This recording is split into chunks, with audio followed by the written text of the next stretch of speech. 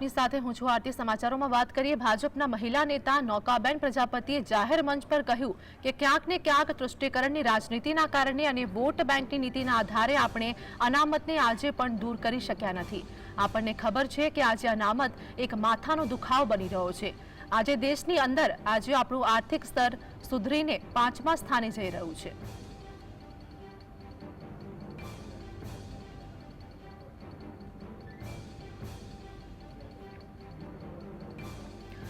तो प्रजासत्ताक पर्वना कार्यक्रमમાં નૌકાબેનનું નિવેદન સામે આવ્યું છે, જેમાં અનામત મુદ્દે ભાજપના મહિલા નેતા નૌકાબેન પ્રજાપતિનું વિવાદિત નિવેદન જોવા મળ્યું છે।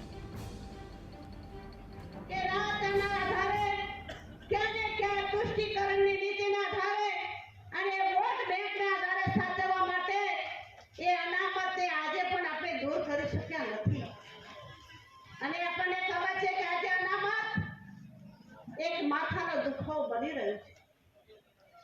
આજે દેશની અંદર આપણું આર્થિક સ્તર